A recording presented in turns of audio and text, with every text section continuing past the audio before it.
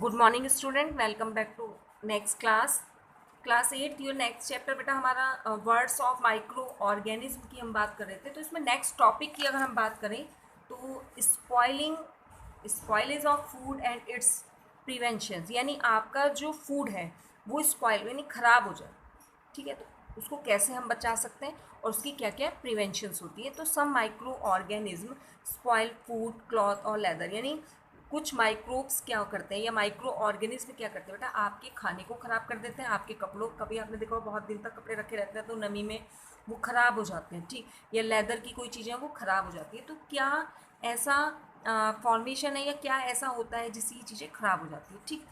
तो जो ये माइक्रोब्स होते हैं कैसे उनके ऊपर, मतलब जो हमारा खाने की चीज़ें हैं, क्लॉथ है या लेदर की चीज़ें, उनके ऊपर कैसे अटैक करते हैं। तो microbes have enzyme that change nutrients to similar products called amines. क्या होता है एक्चुअल में, जो माइक्रोब्स होते हैं बेटा, ये अपने अंदर से एक एंजाइम दैट चेंज, मतलब इनके अंदर हैव एंजाइम होता है, इनके अंदर एक एंजाइम होता है जो चेंज न्यूट्रिएंट्स, यानी जो खाने के अंदर, ये प्रोडक्ट के अंदर न्यूट्रिएंट्स होता है उसको एमाइंस में चेंज कर देते हैं।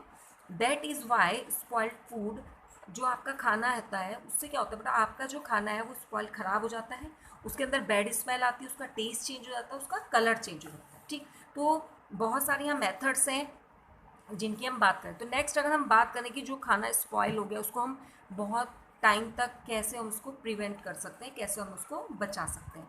केमिकल मेथड की अगर बात करें बेटा, तो केमिकल मेथड में आप सॉल्ट है, शुगर है, विनेगर है, एडिबल ऑयल्स होती हैं, check the growth of the microorganism, they are called preservatives. यानी प्रिजर्वेटिव क्या होंगे बेटा, जो आपका खाने की चीज़ें हैं उनको प्रिजर्व करना है, प्रिजर्व मतलब उनको बचा के रखना है बाय द माइक्रो ऑर्गेनिज्म के थ्रू, वो ख़राब ना हो सके। तो उसके लिए सॉल्ट यूज़ कर सकते हैं, शुगर है, विनेगर या खाने वाला जो ऑयल होता है, ठीक है। वी एड सॉयल और एसिड प्रिवेंटिंग टू, आपने देखा होगा बेटा जब हम मम्मी जो हैं वो अचार बनाती होगी तो उसमें नमक थोड़ा ज़्यादा डाला जाता है और ऊपर से ऑयल भी बहुत ज़्यादा लगता है, ठीक। तो माइक्रोब के अटैक करने से उसको, उसके अंदर ज़्यादा नमक और एसिड, जो एसिड हैं, केमिकल्स अभी हम बताएंगे, वो डाले जाते हैं जिससे आपके जो माइक्रोब्स हैं वो पिकल यानी जो अचार है वो आपका ख़राब ना हो सके।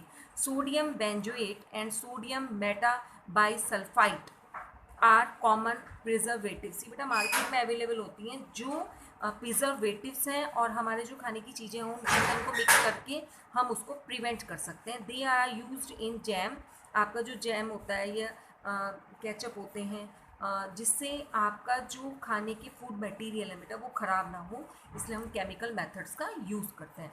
सॉल्टिंग की अगर हम बात करें बेटा, तो common salt taker away water and moisture from the food, यानी अगर हम नॉर्मल कॉमन सॉल्ट की बात करें तो आपके जो फूड में एक्स्ट्रा वाटर और मॉइस्चर होता है उसको एब्जॉर्ब लेता है। So it has been use preserve meat and fish for ages, यानी अगर आप सॉल्ट का यूज़ करके जो आपकी मीट, आपकी फ़िश है, आप उसको स्टोर कर सकते हैं बेटा, ठीक है। तो उसमें क्या करना होता है कि आपको मीट और fish are covered with ice salt से उसको पूरा कवर अप कर देता है। तो सॉल्टिंग इज़ ऑल्सो यूजफुल किसके लिए, जैसे आंवला है बेटा, आपका आंवले को प्रिजर्व करने के लिए भी यूज़ करते हैं, रॉ मैंगोज होती हैं, तो बहुत सारी चीज़ों की को प्रिजर्व करने के लिए भी आप सॉल्ट का यानी नमक का कर सकते हैं। नेक्स्ट हम बात करें बेटा प्रिजर्वेटिंग बाय द शुगर, शुगर से कैसे प्रिवेंटिंग कर सकते हैं, यानी कैसे हम प्रिजर्व कर सकते हैं।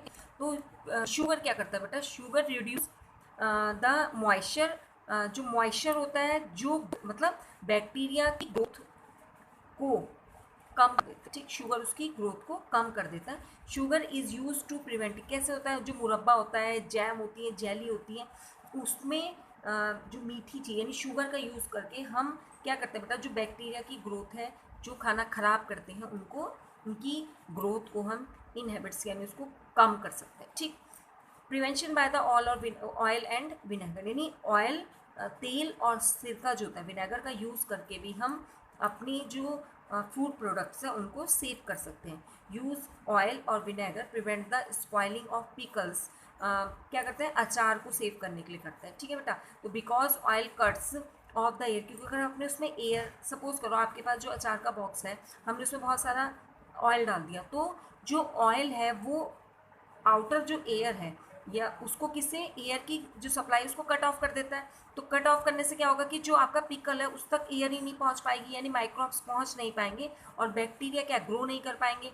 सेम ऐसी जो vinegar help in the prevention as bacteria can not live in an acidic medium, क्योंकि ये जो बेटा सिरका होता है ये एसिडिक इन नेचर होता है, ठीक है। हम अगर एसिड डालते हैं तो जो बैक्टीरिया हैं वो एसिड में ग्रो नहीं कर पाते, ठीक। तो इसलिए हम या तो ऑयल का यूज़ करते हैं या विनेगर का यूज़ करते हैं, ठीक। वेजिटेबल है, फ्रूट है, फिश है, मीट्स और बहुत सारी चीज़ें हैं जिनको इस मेथड से हम प्रिवेंट कर सकते हैं, ठीक।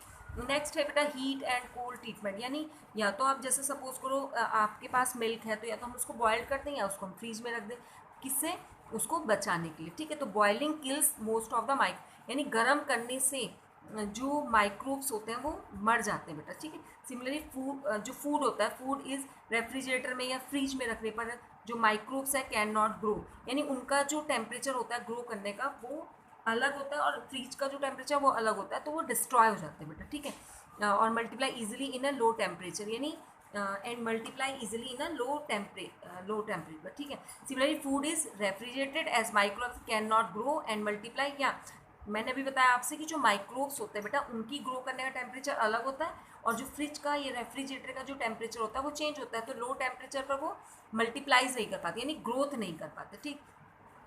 नेक्स्ट टॉपिक इसमें यहाँ पे बहुत इंपॉर्टेंट है, पैस्चराइज्ड क्या होता है, पैस्चराइज्ड मिल्क क्या होता है। तो कैन बी आपका जो प्रिजर्व्ड जो मिल्क होता है बेटा वो कैसे प्रिपेयर किया जाता है, जो free from harmful microbes. In packets में जो दूध आते हैं पैस्चराइजेशन एक प्रोसेस कहलाती है, उसमें एक्चुअल में करते क्या है बेटा, the milk is heated to about 70 degree Celsius. कितने टेम्परेचर पर बॉयल करना पड़ता है, पहले आपके जो मिल्क होता है उसको 70 डिग्री सेल्सियस पे फॉर 15 to 30 सेकेंड तक उसको हीट करें and then it is suddenly chilled and store, उसको चिल्ड कर दिया, एकदम से उसको ठंडा करा और उसको स्टोर कर लिया, ठीक है।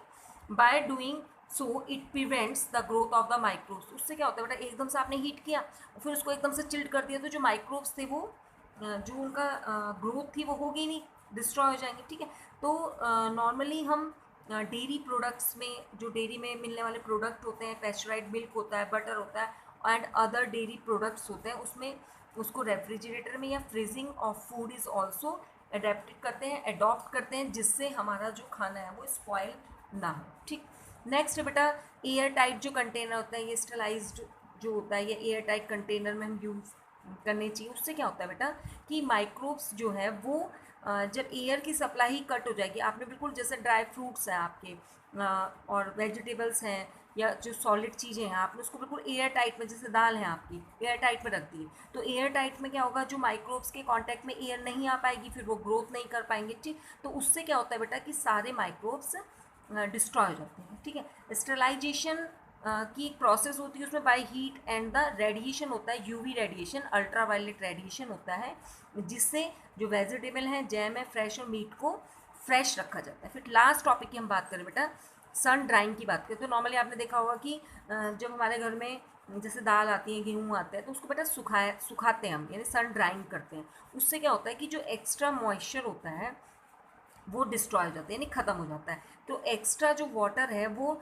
डिस्ट्रॉय होने से जो माइक्रोब्स की ग्रोथ है वो क्या होती है बेटा, वो उसको सपोर्ट नहीं कर पाते, वो डिस्ट्रॉय हो जाते हैं। तो इस प्रोसेस को, यानी धूप में सुखाने की जो प्रोसेस होती है जिससे वाटर डिहाइड्रेट हो जाता है, डिहाइड्रेशन कहलाता है, ठीक। यानी जो एक्स्ट्रा पानी था वो डिहाइड्रेट हो गया। ग्रेन्स एंड पल्सेस मैंने बताया आपको कि जो दाल होती हैं या आपकी व्हीट होती है उनको फर्स्ट क्या था, सन की जो लाइट्स होती है उसमें सुखाया जाता है, ठीक। उससे क्या होता है बेटा, डिहाइड्रेशन की प्रोसेस होने से उसमें एक्स्ट्रा पानी जो रिमूव हो जाएगा और जो आपकी फूड मटेरियल है बेटा वो डिस्ट्रॉय नहीं हो पाएंगे। तो इस चैप्टर में बेटा हमने माइक्रो ऑर्गेनिज्म की स्टडी करी, उनके बारे में हमने टॉप 1 बाय 1 स्टडी करी।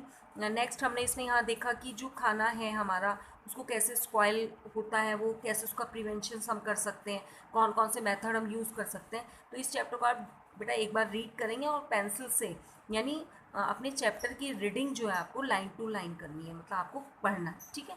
थैंक यू वेरी मच बेटा।